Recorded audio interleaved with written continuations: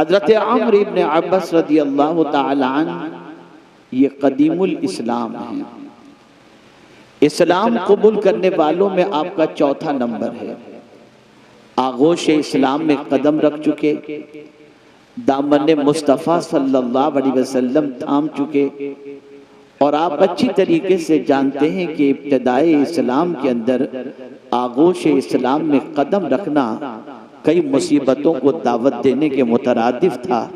باوجود اس کے حضرت عمرو ابن عباس رسول اعظم صلی اللہ علیہ وسلم کی غلامی قبول کرتے ہیں اور داخل اسلام ہوتے ہیں۔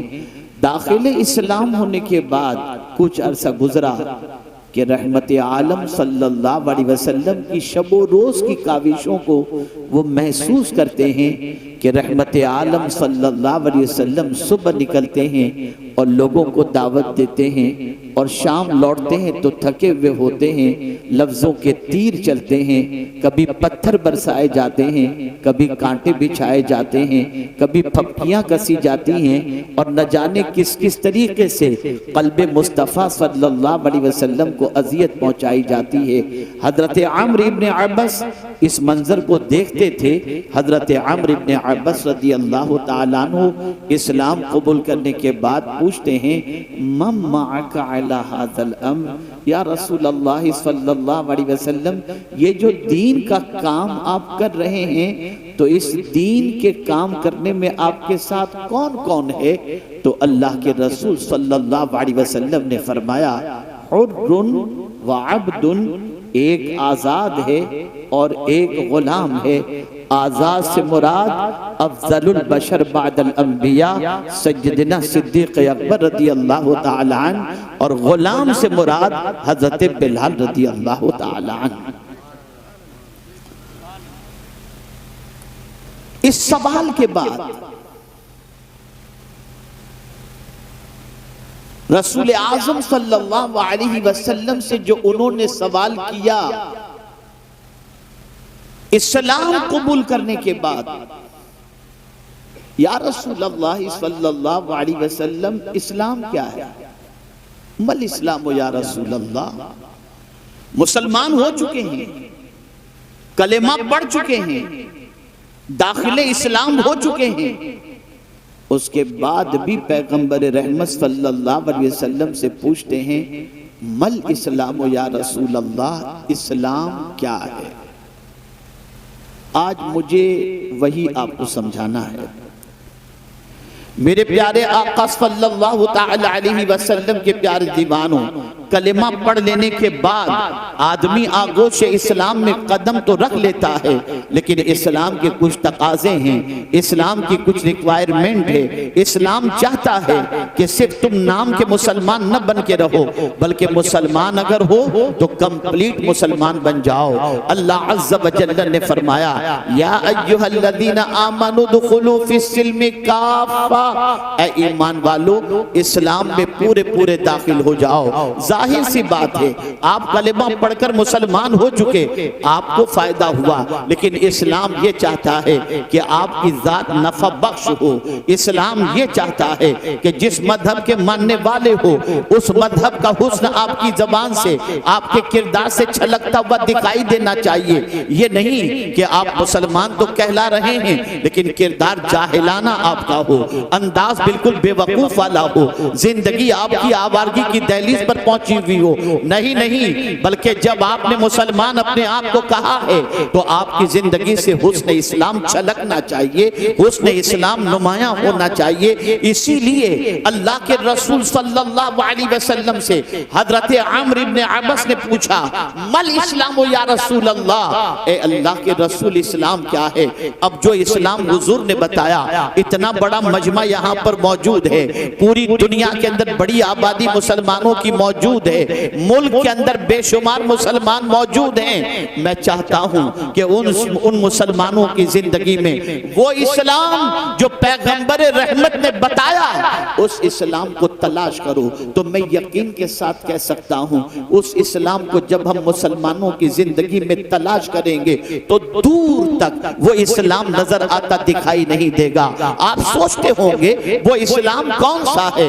جب پیغمبر رحمت صلی اللہ علیہ وسلم وسلم سے پوچھا گیا مل اسلام یا رسول اللہ، اے اللہ کے رسول اسلام کیا ہے؟ تو میرے آقا صلی اللہ علیہ وسلم نے فرمایا طیب الکلام، پاکیزہ بات کرنا،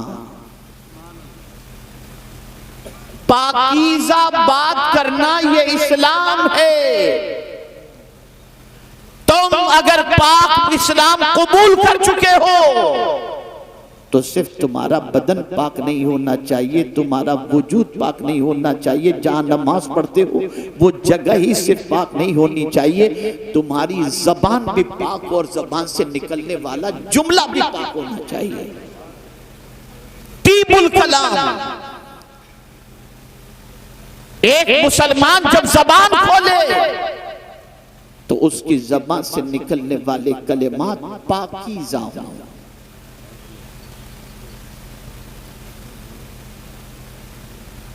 اس کی زبان سے نکلنے والے کلمات طیب و طاہر ہوں، اس لیے کہ پاکیزہ کلمات جب زبان سے نکلتے ہیں تو وہ دل پر اثر کرتے ہیں، اور جب کوئی اچھی بات کرتا ہے تو اس اچھی بات کرنے والے کی محبت سامنے والے کے دل میں اللہ پیدا کر دیتا ہے۔ اس کو میں مثال کے ذریعے سمجھاؤں تو آپ اچھی طرح سے سمجھ سکیں گے۔ ایک دکان کی، بڑی مہربانی سے آپ چپ رہیں گے تو بڑی نواز ہے، آپ نہ چلاؤ، ایک مرتبہ درود شریف پڑھ، خدا کے لیے چپ ہو جاؤ، سب مت بولو، چپ بیٹھو۔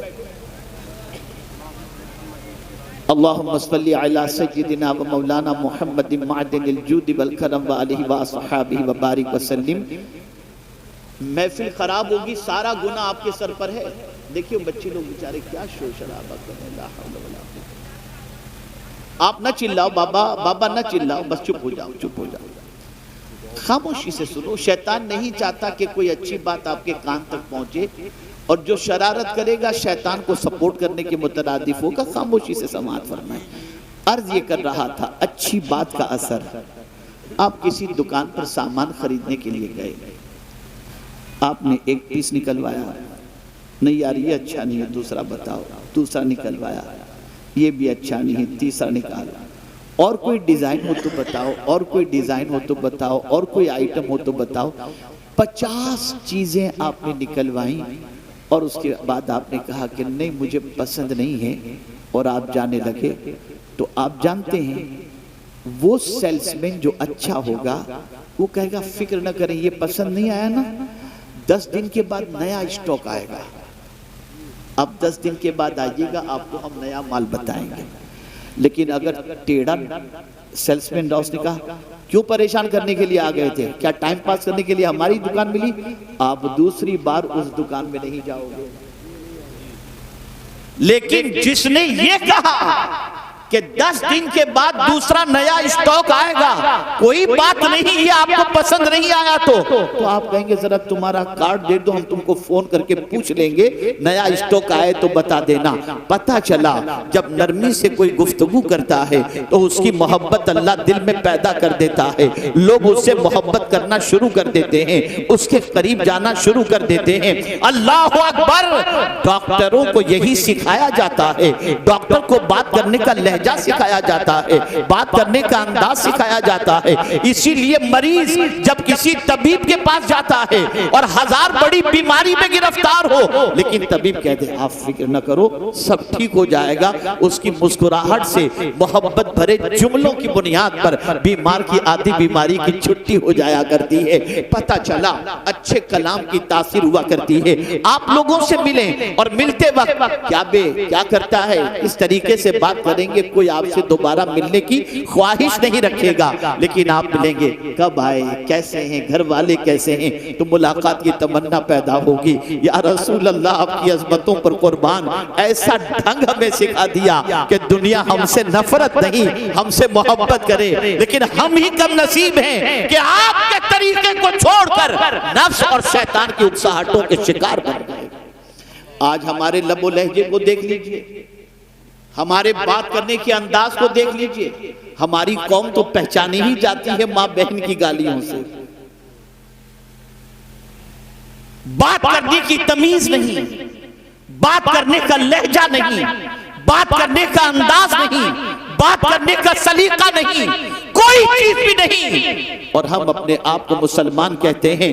اے اللہ کے رسول صلی اللہ تعالی علیہ وسلم کے پیارے دیوانوں، اگر ہم قرآن کا مطالعہ کریں تو قرآن ہمیں بتاتا ہے کس سے کیسے بات کرنی چاہیے. قرآن اس کا طریقہ ہمیں بتاتا ہے. آئیے سب سے پہلے جنرل انسانوں سے بات کرنے کے حوالے سے قرآن کیا کہتا ہے. تو قرآن کہتا ہے وَقُولُوا لِلنَّاسِ حسنا، لوگوں سے اچھی بات کہو. اللہ اکبر.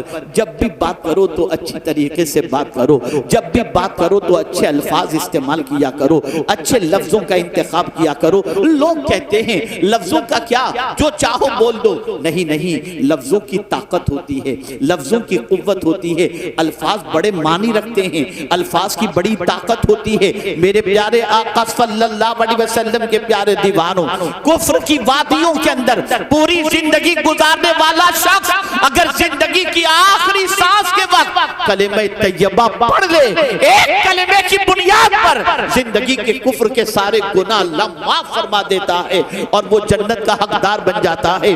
ایک کلمے کی بنیاد پر جو اس نے زبان سے ادا کیا اس کا کفر بھی مٹا اور اس کے گناہ بھی مٹ گئے. اور 60 سال شادی کی زندگی کے گزر چکے ہیں اور بڑی اچھی زندگی گزر رہی ہے. لیکن اگر غصے میں آنے کے بعد شوہر نے صرف 3 لفظ اپنی بیوی کو کہہ دیے، طلاق طلاق طلاق، تو زندگی کے لیے وہ حرام ہو جایا کرتی ہے. پتہ چلا لفظوں کو معمولی نہ سمجھو، زبان سے نکلنے والے الفاظ کو ہلکا نہ سمجھو. الفاظ کی بڑی قیمت ہوتی ہے. اگر یہ قیمت نہ ہوگی تو کبھی بخاری شریف کی آخری حدیث کے اندر یہ کلمہ آتا کہ کلمتان خفیفتان، اللہ کلمتان حبیبتان الی الرحمن، خفیفتان علی اللسان، ثقیلتان علی المیزان. آپ ذرا سوچو تو صحیح، سبحان اللہ و بحمدہ سبحان اللہ العظیم. اگر کوئی پڑھ لے تو یہ کلمات ایسے ہیں جو رحمان کو محبوب ہیں، میزان پر وزنی ہیں، زبان پر ہلکے ہیں. پتہ چلا کلمات کی طاقت ہوتی ہے،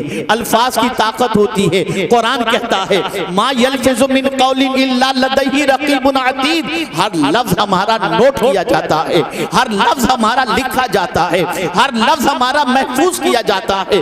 میرے پیارے آقا صلی اللہ علیہ وسلم کے پیارے دیوانوں، آپ ذرا دیکھیں جنرل انسانوں سے بات کرنی ہو تو قرآن کہتا ہے وَقُولُ لِلنَّاسِ حُسْنًا، لوگوں سے اچھی بات کہو. اور خود حضور سے فرمایا وَقُلْ لِعِبَادِي يَقُولُ الَّتِي هِيَ أَحْسَنُ، میرے محبوب میرے بندوں سے کہہ دو جب بھی بولیں تو اچھی بات بولیں.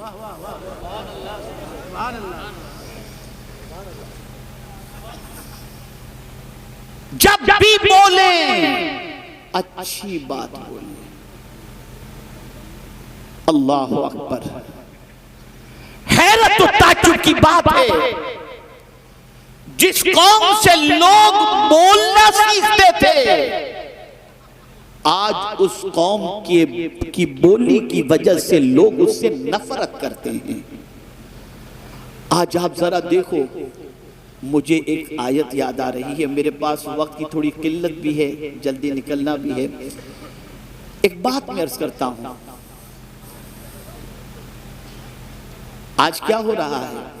فحاشی پھیل رہی ہے نا، بدکرداری پھیل رہی ہے، برائی پھیل رہی ہے، اور اس طرح سے پھیل رہی ہے کہ العیاذ باللہ باپ بھی فحاشی میں گرفتار، ماں بھی، بیٹا بھی، بیٹی بھی، الا ماشاءاللہ.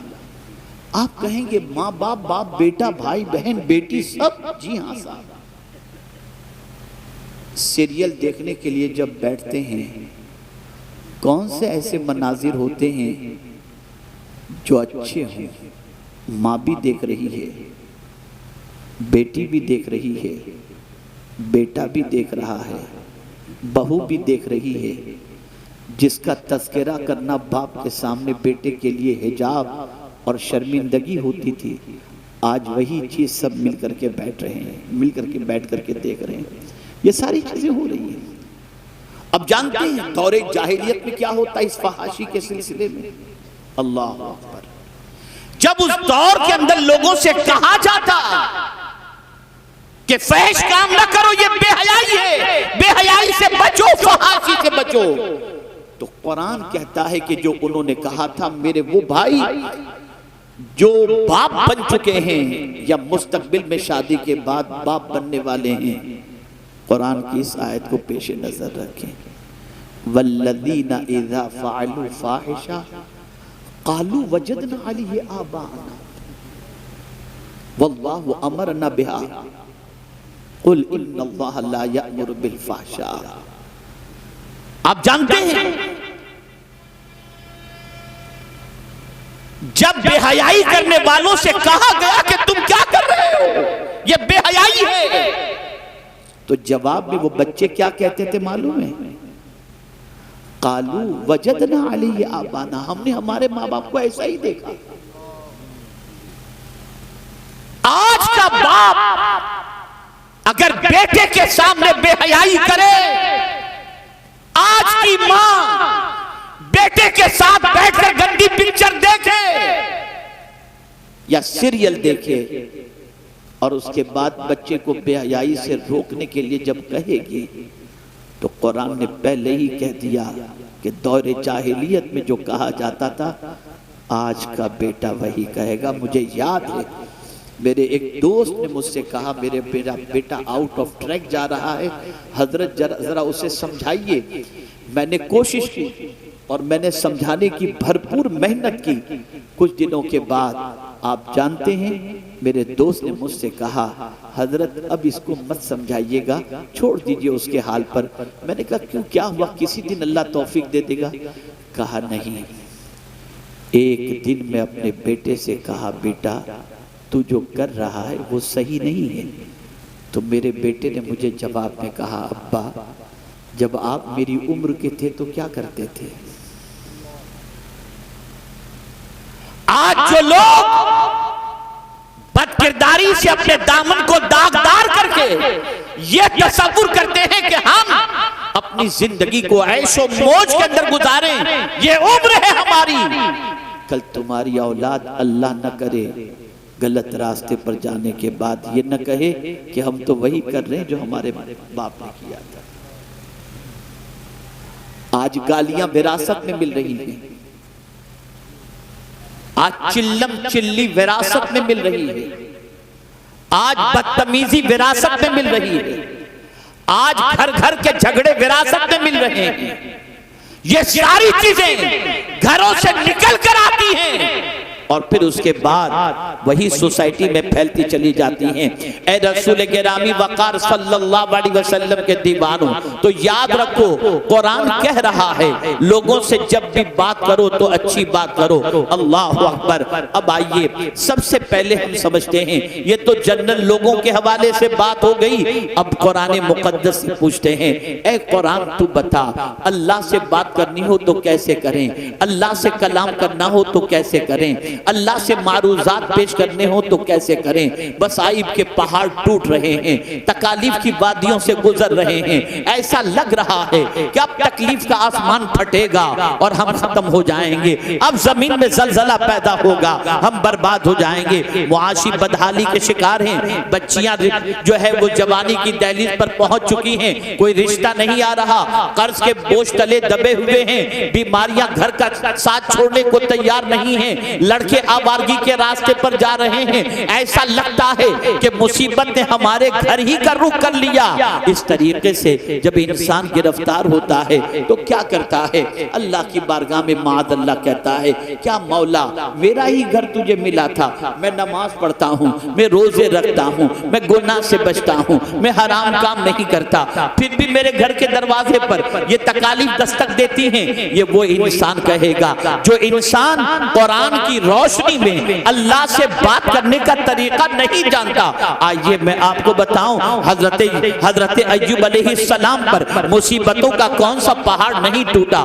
سارے بچے شہید ہو گئے، سارے مکانات گر گئے، ساری جائیداد ختم ہو گئی، سارے مویشی ختم ہو گئے۔ حضرت ایوب علیہ السلام اپنی بیوی کے ساتھ روانہ ہو گئے۔ بیوی نے مرض کے اندر گرفتار دیکھا، عرض کرنے لگی اے میرے سرتاج، آپ اللہ کے نبی ہیں، بارگاہ سمدیت میں دعا کریں گے، مصیبت ٹل جائے گی، صحت نصیب ہو جائے گی، آپ اللہ کی بارگاہ میں دعا کر دیجئے۔ اللہ اکبر، اللہ کے فرستادہ پیغمبر حضرت ایوب علیہ السلام ضرور یہ کہہ سکتے تھے مولا میں تیرا نبی ہوں، تیرا بندہ ہوں، اے میرے کریم یہ جو پریشانیاں مجھے چھو رہی ہیں یا لگ گئی ہیں یا آ گئی ہیں مولا اسے دور فرما دے۔ نہیں، انداز سکھاتے ہیں کہ اللہ کے بندو تمہیں تکلیف جب آ جائے، جب مصیبتیں تمہارے دروازے پر دستک دیں اور جب تم پریشانیوں میں گر جاؤ تو تمہاری زبان سے اللہ کی بارگاہ میں کیسے کلمات نکلنے چاہیے۔ اللہ اکبر! حضرت ایوب علیہ السلام ایسی تکلیف میں کہ بچے، مال، جائیداد سب کچھ ختم ہونے کے باوجود بھی جب اللہ کی بارگاہ میں عرض کرتے ہیں تو یوں کہتے ہیں رب انی مسنی الضر وانت ارحم الراحمین، اے میرے رب مجھے مصیبت نے چھوا ہے، ٹچ کیا ہے، اور تو سب سے زیادہ رحم کرنے والوں میں رحم کرنے والا ہے۔ اللہ اکبر! انداز دیکھیے، مصیبت میں شکوہ نہیں، اللہ کی بارگاہ میں معروضہ پیش کرنے کا طریقہ سکھایا جاتا ہے۔ جب کوئی بندہ اس طرح سے عاجزی اور انکساری کے ساتھ رب سے شکوہ کرنے کی بجائے رب کی عظمتوں کو، رب کی رحمت کو پکارتا ہے تو پھر مولا کس طریقے سے کرم فرماتا ہے؟ رب نے فرمایا ارکض برجلک ھذا مغتسل بارد وشراب، ٹھوکر مارو اپنے پیر کی، جو پانی نکلے اسے پیو اور بدن پر ڈالو، تمہیں شفا نصیب ہو جائے گی۔ حضرت ایوب علیہ السلام نے ٹھوکر ماری، پانی کا چشمہ نکلا، پانی پیے اور جسم پر لگائے، سارا مرض ختم ہو گیا، جوانی بھی پلٹ آئی۔ آپ اندازہ لگائیں تو رب نے بھی فرمایا اِنَّا وَجَدْنَاهُ صَابِرًا نِعْمَ الْعَبْدُ، کیا ہی اچھا بندہ ہے۔ پتہ چلا اے رسول اعظم کے دیوانوں، جس طریقے سے راحت خدا کی طرف سے ہے، تکلیف بھی خدا کی طرف سے ہے۔ اسی لیے صوفیاء کرام کی زبان پر کبھی شکوہ نہیں ہوتا تھا۔ جس طریقے سے ہم راحتوں کا استقبال کرتے ہیں وہ اللہ کی طرف سے آنے والی مصیبتوں کا استقبال کرتے تھے۔ اس لیے کہ وہ کہا کرتے تھے کہ راحت کے اندر ہماری خوشی کا بھی دخل ہے، لیکن مصیبت میں تو صرف خدا کی خوشی کا دخل ہے، اس لیے کہ وہ چاہتا ہے تبھی مصیبتیں آتی ہیں۔ اے رسول گرامی وقار صلی اللہ علیہ وسلم کے دیوانوں، تو اللہ کی بارگاہ میں کیسے عرض کرنا چاہیے یہ طریقہ قرآن سکھا رہا ہے۔ حضور کی بارگاہ میں کیسے عرض کرنا چاہیے؟ اللہ اکبر! تو قرآن کہتا ہے یا ایھا الذین آمنوا لا تقولوا راعنا وقولوا انظرنا۔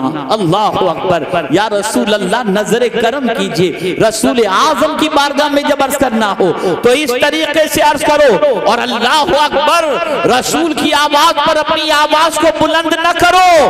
آج تک آپ نے سنا ہے کہ تقوی اس کو کہا جاتا ہے جو بندہ اللہ سے ڈرے اسے تقوی، جو گناہوں سے بچے اسے تقوی، لیکن تقوی کا ایک انداز قرآن نے یہ بھی بتا دیا، اور اس تقوی کا معیار اتنا بلند بتا دیا کہ جس کی کوئی انتہا نہیں۔ قرآن کہتا ہے ان الذین یغضون اصواتهم عند رسول اللہ اولئک الذین امتحن اللہ قلوبهم فی التقوی۔ اللہ اکبر! جو رسول کے سامنے اپنی آواز کو پست رکھتے ہیں اللہ نے ان کے دل کو تقوی کے لیے چن لیا ہے۔ یہ رسول کی بارگاہ کا ادب ہے، وہاں ڈھنگ ہے بات کرنے کا، طریقہ سکھایا جا رہا ہے۔ ماں باپ سے کیسے بات کی جائے، ماں باپ سے کیسے بات کی جائے، تو قرآن کہتا ہے اللہ اکبر وَقَضَى رَبُّكَ أَلَّا تَعْبُدُوا إِلَّا إِيَّاهُ وَبِالْوَالِدَيْنِ إِحْسَانًا إِمَّا يَبْلُغَنَّ عِندَكَ الْكِبَرَ أَحَدُهُمَا أَوْ كِلَاهُمَا فَلَا تَقُل لَّهُمَا أُفٍّ وَلَا تَنْهَرْهُمَا وَقُلْ لَهُمَا قَوْلًا كَرِيمًا۔ اللہ اکبر۔ بہت سارے یہاں دانشور ہوں گے، طبیب ہوں گے، ڈاکٹر ہوں گے، سائیکولوجسٹ ہوں گے، سائیکریٹسٹ ہوں گے، جانتے ہیں کہ بوڑھے کی سائیکولوجی کیا ہوتی ہے۔ ایک ماں یا باپ جب بڑھاپے کی دہلیز پر پہنچ جائے، ارمان سارے ختم ہو جاتے ہیں۔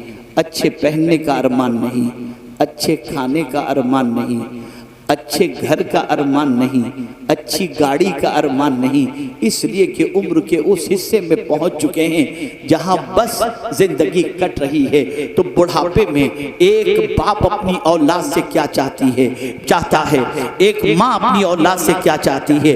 اللہ اکبر۔ قرآن نے اس نفسیات کو سامنے رکھ کر کے بڑھاپے کے ہی دور کو یاد کروایا اور فرمایا اما یبلغن عندک الکبر احدہما او کلاہما۔ جوان کی بات نہیں فرمائی کہ جب تمہارے ماں باپ جوان ہو تو اف نہ کہو، حالانکہ جوانی میں بھی اف نہیں کرنا چاہیے، لیکن اگر تمہارے ماں باپ میں سے کوئی بڑھاپے کو پہنچ جائیں تو ان دونوں میں سے کسی کو اف بھی نہ کہو، انہیں جھڑکو بھی نہیں۔ میرے کریم ان سے کیسے بات کریں؟ تو قرآن کہتا ہے وَقُلْ لَهُمَا قَوْلًا كَرِيمًا۔ ان سے عزت سے بات کرو، ان سے پیار سے بات کرو۔ بڑھاپے کی دہلیز پر پہنچنے والے ماں باپ اپنی اولاد سے کسی اور چیز کی تمنا نہیں رکھتے، ایک ہی تمنا رکھتے ہیں، بچہ مجھ سے پیار سے بات تو کرے۔ یار جب دیکھو تب جھڑکتا رہتا ہے، اس عمر میں ہم کہاں جائیں، یہ باپ کہتا ہے۔ لیکن جب ایک بچہ اپنے باپ کے بڑھاپے کے پہنچنے کے بعد، ماں کے بڑھاپے میں پہنچنے کے بعد جب نرمی سے بات کرتا ہے، شفقت سے بات کرتا ہے، پیار سے بات کرتا ہے، بیٹا سو رہا ہوتا ہے، ماں کی دعائیں باب اجابت سے ٹکرا رہی ہوتی ہیں۔ اے اللہ، بڑھاپے میں جس طرح سے میری اولاد نے مجھے سکون کی دولت عطا فرمائی، تو بھی اسے سکون کی دولت سے مالا مال کر دینا۔ بڑھاپے میں ماں، لیکن آج بڑھاپے میں باپ کو بڑھا کہا جاتا ہے، ڈیڈ اسٹاک کہا جاتا ہے، جھڑکا جاتا ہے، کھسٹ کہا جاتا ہے، نہ جانے کیا کیا کہا جاتا ہے۔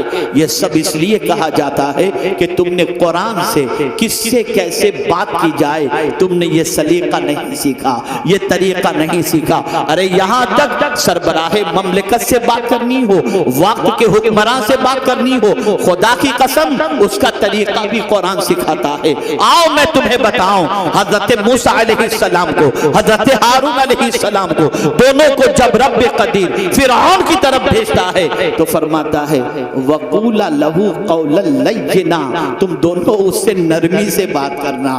اللہ اللہ، انداز تو دیکھیے قرآن کا، کس کس سے کیسے بات کی جائے، قرآن ڈھنگ سکھاتا ہے۔ بس ایک آخری بات عرض کر دوں، اس لیے کہ وقت اجازت نہیں دیتا کہ مزید اس پر گفتگو کر سکوں۔ آپ جانتے ہیں یہاں تک کہ مانگنے والا دروازے پر سائل آئے، اس سے کیسے بات کی جائے اس کا انداز بھی قرآن سکھاتا ہے۔ مانگنے والے سے،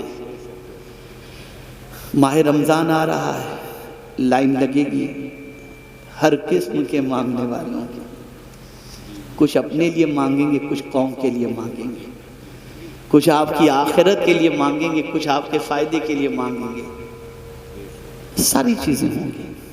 تو کوئی کہے گا کل آنا، کیا بار بار دروازے پہ آتے ہو، یہ ساری چیزیں۔ لیکن قرآن نے بتایا قول معروف خیر من صدقۃ یتبعها اذی۔ کوئی مانگنے والا اگر تمہارے دروازے پر آئے اور تم دو بھی اور اس کا دل بھی دکھاؤ اور کہو تجھے کوئی اور دروازہ نہیں ملتا، جب دیکھو تب آ کر کے میرے دروازے پہ کھڑا رہتا ہے، لے چل جا، قرآن کہتا ہے اس سے بہتر تھا، اس دینے سے بہتر تھا کہ تو اتنا کہہ دیتا بھائی کہیں، اور آپ دیکھ لیجئے، مجھے معذرت میری قبول کر لیجئے، اچھی بات کہہ کے اس کو رخصت کر دیتا، یہ تیرا اچھی بات کرنا اس دینے سے بہتر ہے جس سے اس کا دل دکھ جائے۔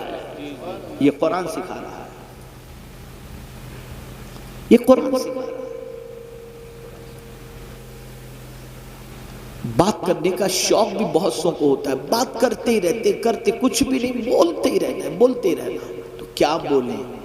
بس ایک حدیث، اور میں آپ سے پھر عرض کروں گا، آج تک رسمی طور پر جلسوں میں آنے کے آپ عادی رہے، اب رسم سے نکلو، سیکھنے کی غرض سے آؤ، بدلنے کی غرض سے آؤ، سن کر عمل کی غرض سے آؤ۔ حضرت فضیل بن عیاض علیہ رحمت و رضوان جب شہر کے اندر ایک عظیم خطیب خطابت کے لیے تشریف لائے تو اپنی ماں سے اجازت لیتے ہیں، ماں مجھے اجازت دے تاکہ میں جا کر کے اس خطیب کا خطاب سنوں۔ ماں نے کہا جاؤ بیٹے، لیکن کیوں سننے جا رہے ہو؟ ماں بہت اچھے خطیب ہیں، بہت اچھی گفتگو کرتے ہیں، اس لیے سننے جا رہا ہوں۔ کہا نہیں بیٹے اس لیے مت جاؤ، جانا ہے تو اس نیت سے جاؤ کہ جو کچھ بھی وہ نصیحت کریں گے اس پر عمل کرو گے۔ اگر یہ نیت تمہاری نہیں رہی تو سیکھ کر آنے پر عمل نہ کرنے کی بنیاد پر اللہ تمہیں دوہرے گناہ کے اندر گرفتار فرمائے گا۔ ہم نے یہ نیت ہی نہیں کی۔